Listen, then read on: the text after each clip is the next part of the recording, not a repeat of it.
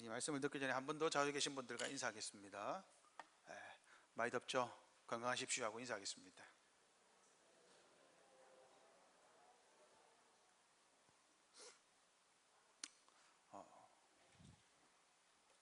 우리 아이들 이제 성경학교도 끝났고 수련회도 끝났고, 그지?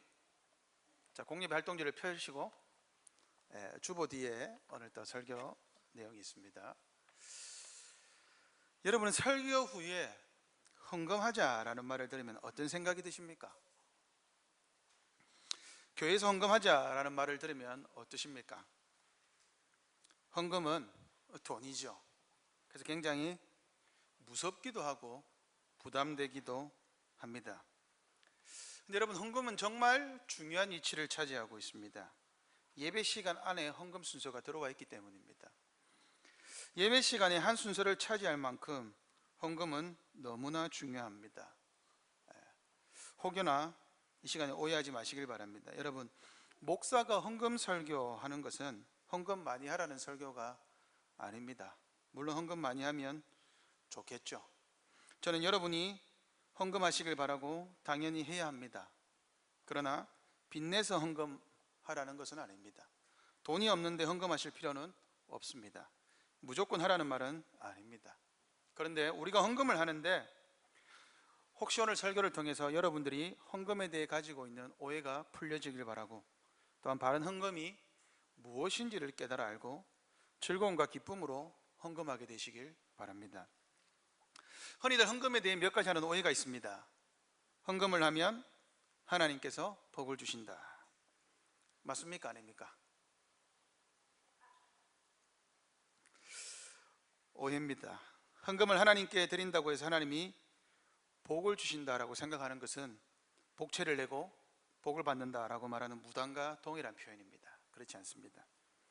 또 어떤 이들은 헌금의 양에 따라 하나님께서 우리에게 복을 주신다라고 가르칩니다. 헌금을 많이 하면 하나님이 복을 많이 주십니까? 그럼 헌금을 적게 하면 복을 적게 받은 것입니까? 오해입니다. 그러면 반대로 헌금을 하지 않으면 하나님이 벌을 주실까요? 여러분, 찝찝함이 있잖아요. 11조 안 하면 왠지 떼먹는 것 같고, 하도 교회에서 11조 말하니까 11조 하면 하나님의 돈을 도둑질하는 것 같고. 헌금을 하지 않으면 하나님이 벌을 주실까요? 안 주실까요? 벌을 주신다는 생각도 당연히 틀렸습니다. 오해입니다. 또 어떤 사람들이 이렇게 이야기를 합니다. 목사님, 새로운 신자가 와서 또는 타 교회에서 우리 교회로 혹시나 한번 교회가 어떤지 알아보려고 왔는데 헌금 바구니를 돌리면 사람들이 부담스럽습니다. 그래서 헌금함을 비치했으면 좋겠습니다. 여러분, 헌금함이 오를까요? 헌금 바구니가 오를까요?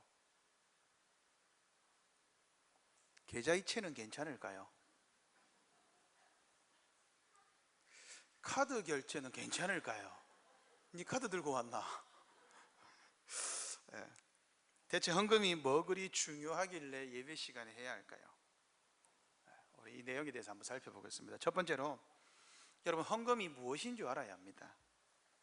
성경은 헌금에 대해서 정확히 헌금은 이런 것입니다 라고 말하지 않습니다. 명확하게 명시적으로 헌금에 대해서 표현을 하진 않아요. 그런데 간접적으로는 말합니다. 그래서 우리가 헌금에 대해서 이러한 내용들을 교훈을 받을 수 있죠. 자, 여러분, 헌금이라는 단어가 성경에 나타납니까? 나타나지 않습니까? 몇 군데 있습니다. 그런데 헌금이라는 말보다는 다른 용어들로 많이 정리를 하는데, 일단은 여러분, 헌금의 사전적 의미는 무엇이죠? 헌금의 사전적 의미는 바치는 돈이라는 뜻입니다. 이 위키백과에 보시면 바치는 돈이라는 뜻으로 쓰인다고 합니다. 여러분, 근데 구약에서는 헌금을 돈으로만 했습니까? 물건으로도 했습니까? 물건으로 됐죠. 우리 여기 연세 드신 분들은 아실 텐데 성미 들어보셨죠? 헌금 대신하기도 했던 것이죠. 신약에서는 헌금이라는 말보다는 무슨 말을 사용할까요? 우리가 오늘 읽은 본문의 2절에 보시면 뭐라고 돼 있죠? 연보라고 그랬습니다. 연보. 연보라는 말이 맞을까요? 헌금이라는 말이 맞을까요?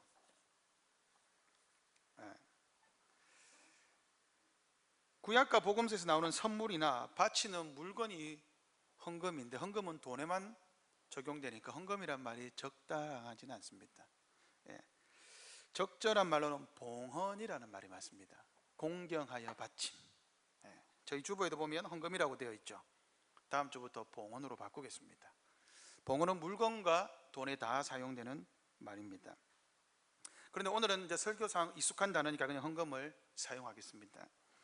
헌금이라는 개념은 어디에서 유래했느냐? 인간이 하나님 앞에 나아갈 때 제물이나 선물을 드리는 것에서 유래한 표현입니다. 그런데 여러분, 성경에서 자세히 보시면 헌금을 돈이나 제물로 먼저 표현하진 않습니다. 아삽은 시편 73편 28절에서 이렇게 이야기했습니다. 하나님께 가까이 함이 내게 복이다. 무슨 말일까요? 성경을 자세히 보면 우리가 바치는 제물이나 하나님께 드리는 어떤 물건을 헌금이라고 말하지 않고 우리 자신이 헌금이다 라고 말을 합니다. 창세기 1장을 한번 보십시오. 오늘 우리가 읽었습니다. 여러분, 우리가 놓치는 부분 중에 하나가 28절입니다. 자, 28절 다 같이 한번 읽어보겠습니다. 창세기 1장 28절 같이 한번 읽어보겠습니다. 뒤에 나와 있죠? 같이 한번 읽겠습니다. 시작.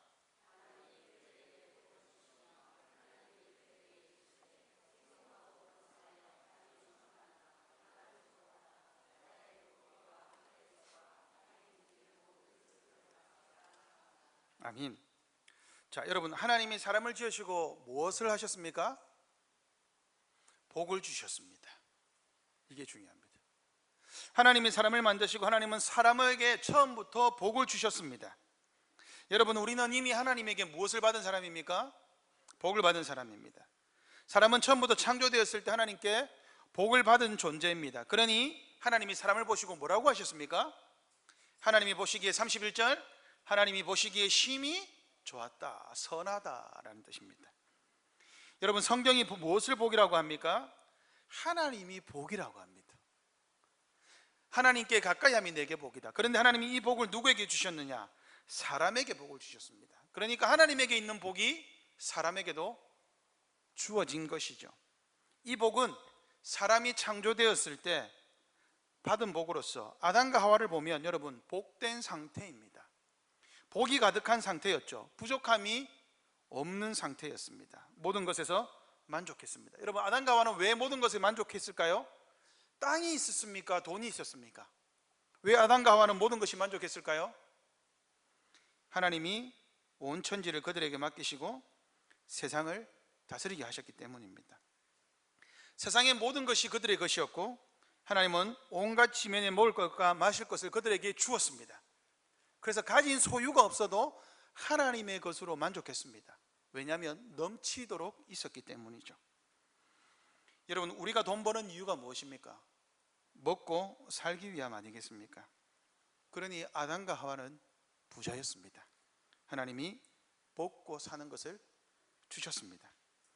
그러나 아담과 하와는 하나님의 말씀을 어김으로 에덴 동산에서 쫓겨났습니다. 무엇을 잃어버렸죠? 하나님을 잃어버렸고 하나님의 복을 잃어버렸습니다. 그래서 이제는 그들이 수고하여야 복을 받게 되어 있습니다. 하나님이 주신 것들을 이제는 땅도 저주를 받아 너희들이 노동을 해야, 아담에게 노동을 해야 땅도 생명을 낸다라고 말했습니다. 에덴 동산에서 쫓겨난 것, 복 대신 하나님을 잃어버리자 하나님의 백성들은 바로 가난하게 되었습니다. 하나님이 주신 복을 잃어버리게 되었습니다. 여러분, 하나님을 잃어버리는 것이 하나님의 복을 잃어버리는 것과 동일합니다. 왜냐하면 하나님은 복 그 자체이시기 때문이죠. 그래서 우리가 만복의 근원 하나님 이렇게 찬송하지 않습니까? 부자인 사람들이 이제는 가난하게 되었습니다. 그때부터 창세기에 무엇이 등장하느냐? 뺏고 빼앗김이 등장합니다. 이제 내가 가진 것이 없으니까 빼앗아야 했습니다. 빼앗다 보니까 사람을 다치게 만들죠. 폭력이 생겨납니다. 힘이 생겨납니다. 권력이 생겨납니다. 거기서 살인이 생겨납니다. 뿐만 아니라 복이었던, 복 그 자체였던 사람이 이제는 복이 아니라 저주가 되었습니다. 그래서 하나님께 가까이 함이 내게 복이라, 이 찬송이 사라지고 이제는 하나님께 모든 사람이 죄를 지었음에 하나님의 영광이 이르지 못하더니라는 저주가 주어졌습니다. 그럼 우리는 어떻게 해야 될까요? 우리는 아담과 하와의 후예로서 우리는 복을 빼앗겼습니다. 아니요, 우리 스스로 잃어버렸습니다. 고린도서 8장 9절입니다. 우리가 오늘 읽었던 본문입니다. 고린도서 8장 9절 같이 한번 읽어보겠습니다. 시작. 우리 주 예수 그리스도의 은혜를 너희가 알거니와 부유하신 이로서 너희를 위하여 가난하게 되심은 그의 가난함으로 말미암아 너희를 부유하게 하려 하심이라. 아멘. 우리에게는 복이 없습니다. 여러분, 복이 없다라는 표현이 무엇입니까? 가난하다라는 뜻입니다. 복을 잃어버렸습니다. 우리에게는 부유함이 없습니다. 이제 우리는 가난합니다. 이제는 빼앗지 않고는 다른 누군가가 우리에게 부유함을 채우지 않고는 우리 스스로 절대 부유해질 수 없고 우리 스스로 복을 누릴 수도 없습니다. 바로 그때에 우리 주 예수 그리스도께서 우리를 부유하게 하셨습니다. 어떻게 하셨습니까? 예수 그리스도께서 가난하게 되셨습니다. 여러분, 제가 이 설명을 왜 드리고 있는 걸까요? 지금 이것이 헌금과 무슨 상관이 있을까요? 여러분, 예수님께서 우리를 위하여 가난하게 되심으로 우리가 부유하게 되었습니다. 자, 그러면 헌금은 무엇이죠? 헌금은 예배 시간에 우리가 바치는 돈이 아닙니다. 1차적으로 헌금은 무엇일까요? 우리 자신입니다. 우리 자신이 복이요, 우리 자신이 헌금입니다. 만약 하나님이 우리에게 돈이 필요하다면 돈을 많이 주셨겠지요. 돈을 풍성하게 주셨겠지요. 그런 하나님이 우리에게 아들 예수 그리스도를 통해 무엇을 주셨습니까? 부요함, 즉 생명을 주셨습니다. 예수님께서 우리를 위하여 가난하게 되시면, 여러분, 예수님이 돈이 많았습니까? 예수님이 부자였는데 세상의 모든 돈을 우리에게 기부하시고 자신은 거지가 되셨습니까? 아니죠. 이 본문은 무엇을 말합니까? 우리를 위하여 자신의 생명을 주셨고, 그래서 예수님 때문에 우리는 부요함, 예수님의 생명으로 우리는 부요함을 얻게 되었고, 예수님은 가난하게 되셨습니다. 우리 하나님은 아들 예수 그리스도를 통해 우리에게 진정한 부요함인 생명을 주셨습니다. 그러므로 우리가 하나님께 드리는 최고의 헌금은 무엇이죠? 우리 자신입니다. 우리 자신을 하나님이 복을 주신 그대로, 복을 받은 그대로 하나님께, 하나님, 제가 하나님께 제 삶을 드립니다. 그것이 최고의 헌금입니다. 이 마음이 없다면, 이 복음의 비밀을 알지 못한다면 우리가 헌금을 한들 많이 한들 하나님이 기뻐하실까요?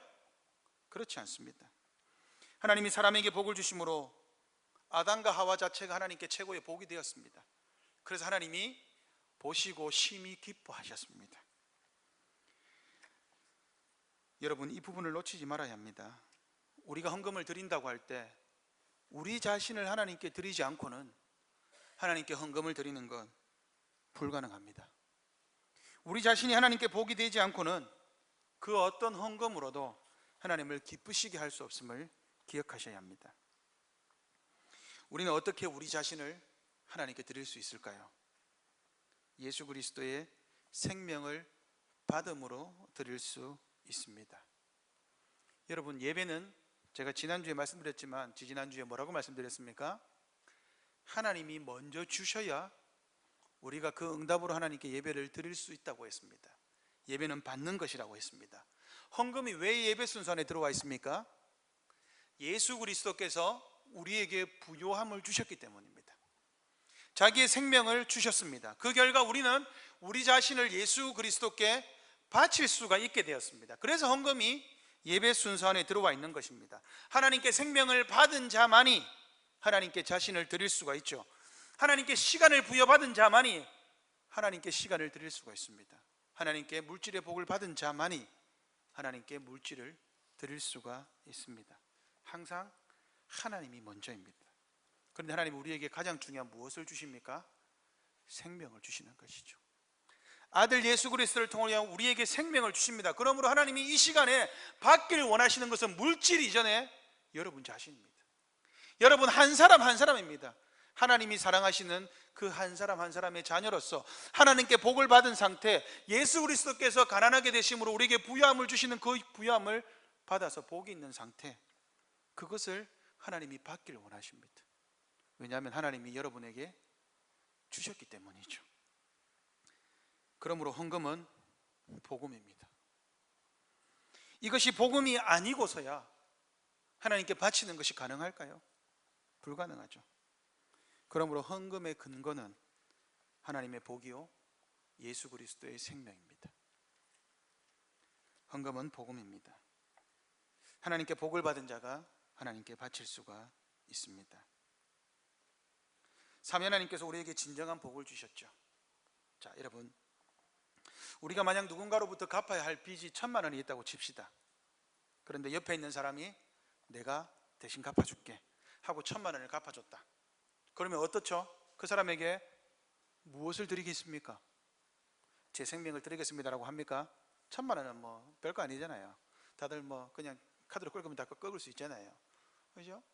이 1,000만 원이라고 하는 것은 그렇게 크진 않아 보입니다. 물론 큰 돈일 수 있지만. 자, 그런데 예를 들어서 우리가 1,000억의 빚을 졌다고 칩시다. 그래서 이 1,000억을 갚지 못하면, 내일까지 갚지 못하면 모든 가족들이 이제 감옥에 가야 됩니다. 아니면 노예로 팔려가야 됩니다. 그때 누군가 나타나서 1,000억의 빚을 아무 대가 없이 주었다고 칩시다. 그럼 여러분은 그 사람을 위해서 무엇을 하겠습니까? 우리 집에 와서 청소 좀 하세요 하면 하겠습니까? 안 하겠습니까? 아이고, 당연히 하죠.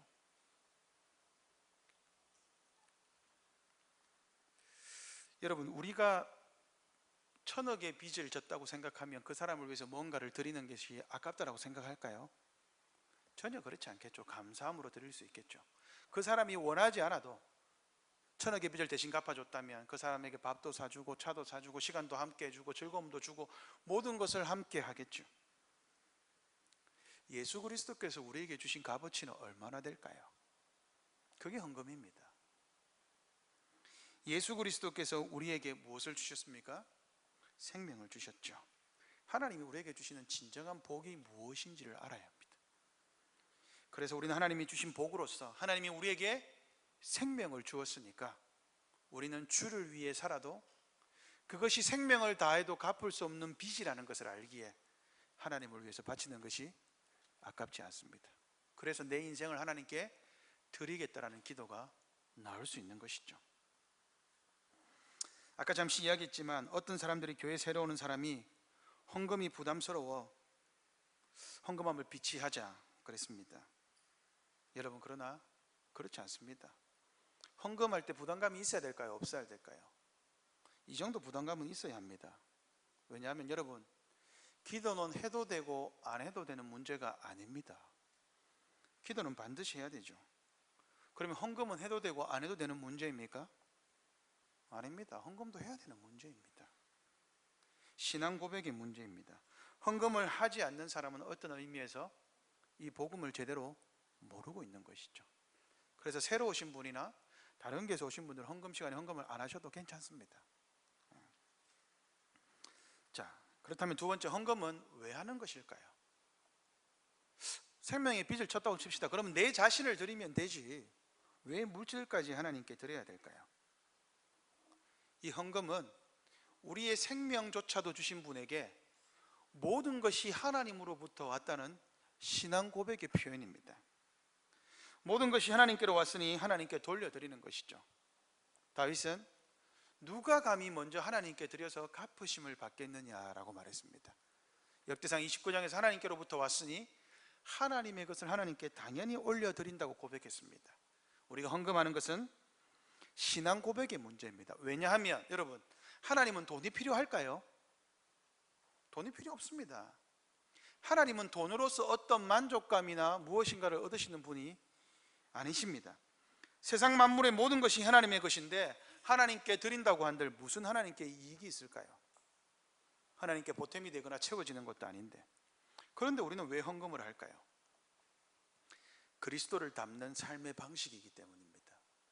다시 한번요. 헌금은 그리스도를 닮는 삶의 방식입니다. 우리는 그리스도의 가난하게 되심으로 부유하게 되었습니다. 여러분이 진정으로 예수 그리스도를 사랑한다면 우리는 예수 그리스도의 모든 것을 닮아야 되죠. 그러면 우리는 예수 그리스도처럼 우리의 가난하게 됨으로 누군가를 부유하게 만드는 것 당연히 생각해야 됩니다. 우리에게 있는 부유함은 우리의 것이 아니라 누구의 것입니까? 예수 그리스도께서 우리에게 주신 부유함입니다. 예수님 우리에게 생명을 주셨을 뿐만 아니라 여러분들이 세상을 살아가는 데 필요한 물질도 주셨고 집도 주셨고 옷도 주셨고 모든 것을 주셨습니다. 그리스도께서 부유함을 우리에게 주셨기 때문에 우리는 그리스도를 닮은 자로서 당연히 우리도 자발적인 가난함을 취하여서 누군가를 위해서 부요하게 할 수 있어야 합니다. 이것이 그리스도를 닮는 것입니다. 헌금에 있어서는 그리스도를 닮지 말아야 될 이유가 있을까요? 없습니다. 우리가 예수 그리스도를 사랑한다면 우리는 당연히 예수 그리스도를 닮아야 합니다. 이것이랑 동일한 표현이 사도 바울이 로마서 1장 14절에서 했던 복음의 빚진 자라는 표현입니다. 로마서 1장 14절 우리 같이 한번 읽어보겠습니다. 주보에 보시면 있죠? 같이 한번 읽겠습니다. 시작. 헬라인이나 야만인이나 지혜 있는 자나 어리석은 자에게 다 내가 빚진 자다. 아멘. 여러분, 이게 좀 이상한 표현이지 않습니까? 헬라인이나 야만인, 로마어를 말하지 못하는 사람들을 야만인이라고 불렀습니다. 사도 바울은 왜 복음의 빚진 자라고 했을까요? 그럼 여러분 상식적으로 생각해 보십시오. 사도 바울은 누구에게 복음의 빚을 졌습니까? 누구에게 졌죠? 예수님에게 졌습니다. 그런데 왜 사도 바울은 여기서 헬라인이나 로마인이나 야만인에게 내가 빚진 자다라고 말할까요? 사도 바울은 헬라인에게 빚진 적이 있습니까? 로마인에게 빚진 적이 있습니까? 다른 사람들에게 빚진 적이 있습니까? 없습니다. 그런데 왜 사도 바울은 예수 그리스도에게 복음의 빚을 졌다고 말하지 않고 다른 사람들에게 빚을 졌다고 말할까요? 빚을 졌으면 빚을 진 사람에게 갚아야 합니다. 그런데 사도 바울은 복음을 헬라인과 모든 이방인들에게 빚을 졌다라고 말합니다. 왜 그렇죠? 예수 그리스도께서 주신 삶의 방식입니다. 예수님이 주신 복음은 뭐냐? 여러분, 우리가 복음을 빚졌다면 우리는 복음의 빚을 누구에게 갚아야 될까요?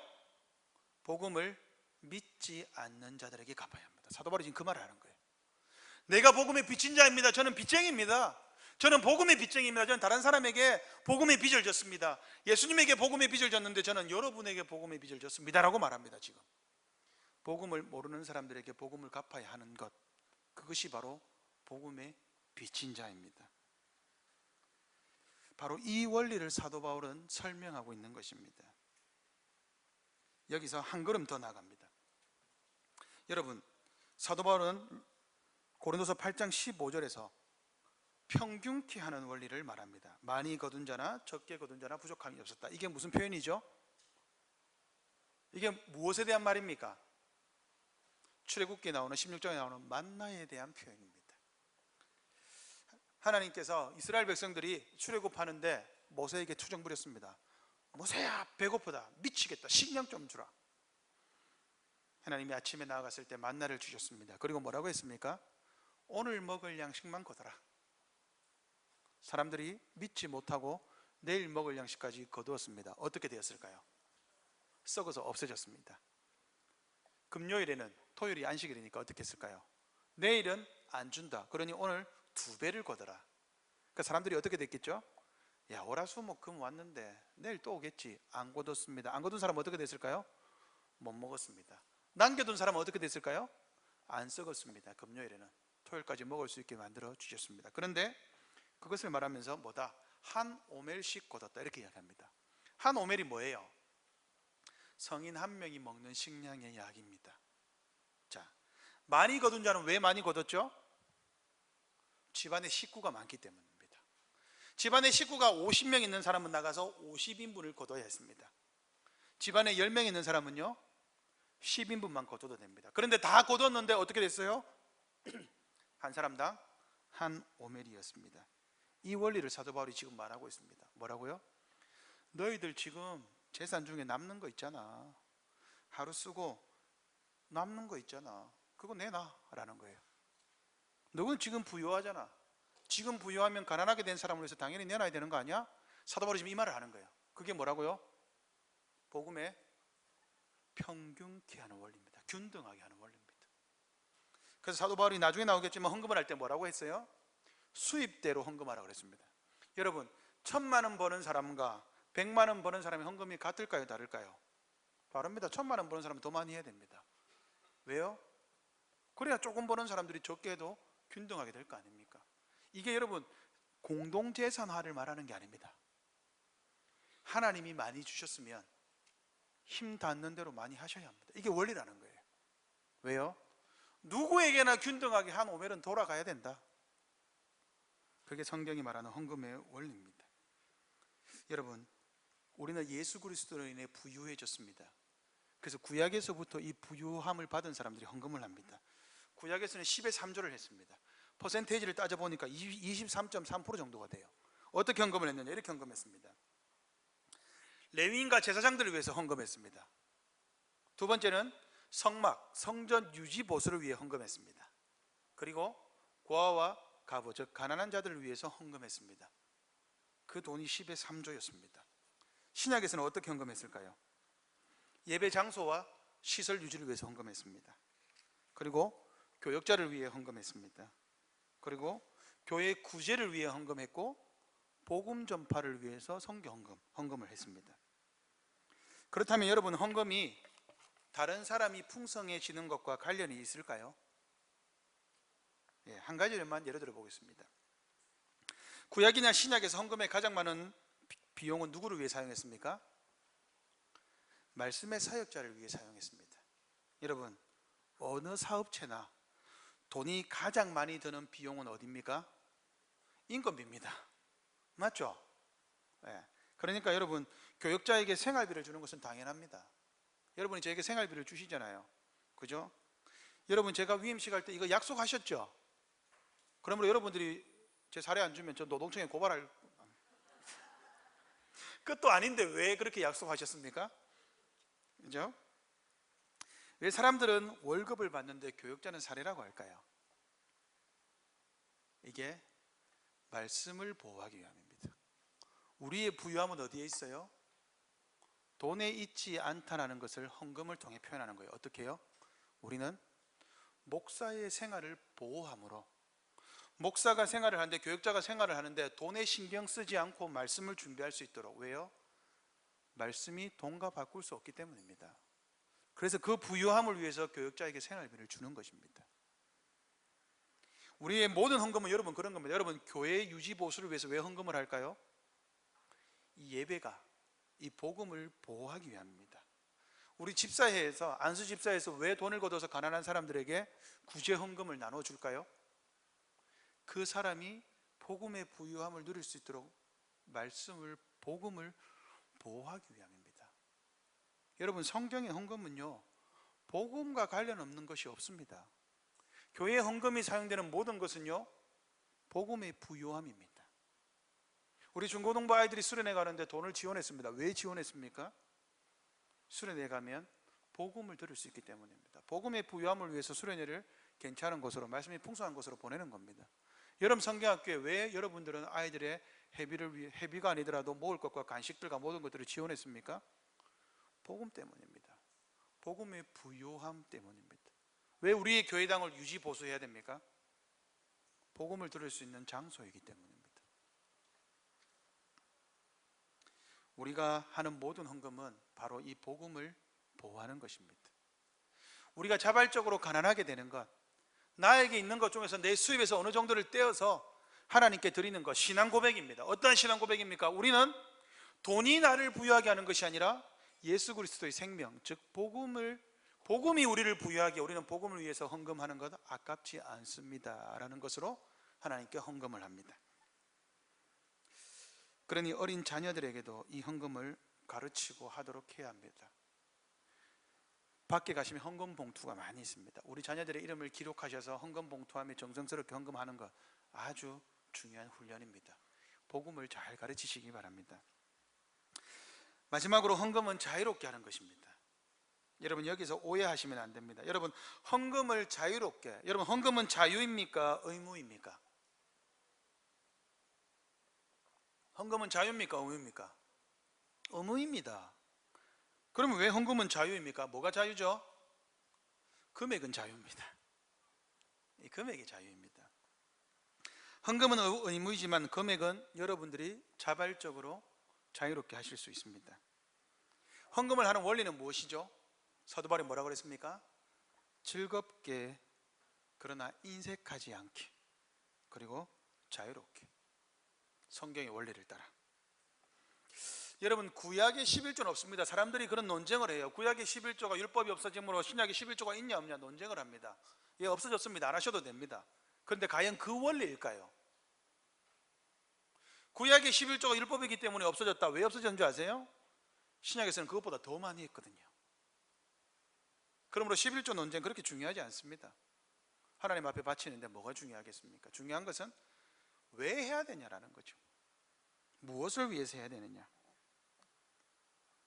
여러분, 헌금을 하는 이유는 하나님의 복이 내 삶에 주어진 모든 것이 하나님의 것이라는 신앙 고백입니다.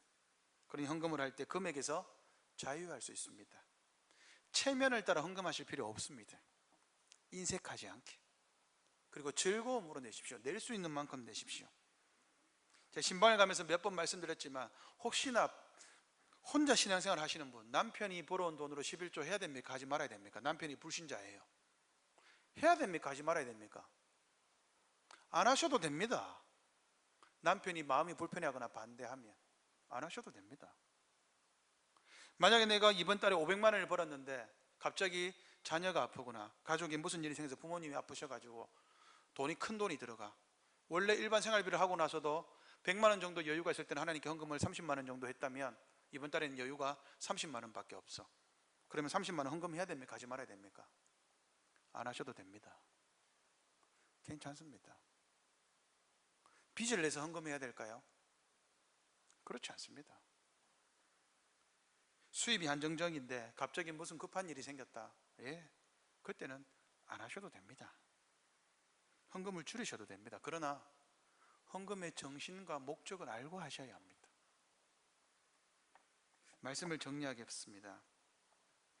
제가 큰사랑교회에 와서 보니 여러분들 최선을 다해서 헌금하고 계십니다.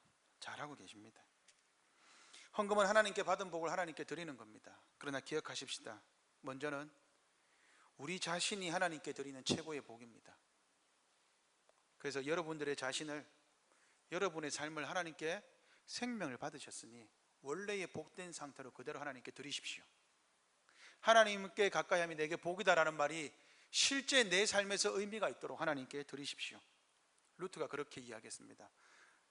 그 사람이 회개했는지는 그 사람이 지갑이 회개했는지를 보면 안다, 이렇게 이야기했습니다. 여러분, 헌금을 하나님께 드리십시오. 즐겁게 드리십시오. 인색하지 않게. 그리고 자발적으로 최선을 다해서 하나님께 헌금하십시오. 여러분들이 헌금함을 통해서 우리 큰사랑교회 모든 성도들이 복음의 부요함을 누리게 될 것입니다. 헌금이 복음이라는 것을 여러분들이 깨달으시기 바랍니다. 헌금을 통해 교회가 아름답게 세워지는 것을 경험하십시오. 그리고 보십시오. 그리고 헌금이 어떻게 쓰여지는지 여러분들이 감독하시고 관리하십시오. 하나님이 우리의 삶에 더 풍성한 복음의 은혜를 채우도록 기도하십시오. 그리고 헌금을 많이 할 수 있도록 소원하십시오. 헌금이 많아지는 것, 복음의 풍성함입니다. 여러분들이 하나님의 복을 풍성하게 받아서 하나님께 자발적으로 기쁨과 즐거움으로 헌금하실 수 있는 모든 성도님들이 되시기를 바랍니다.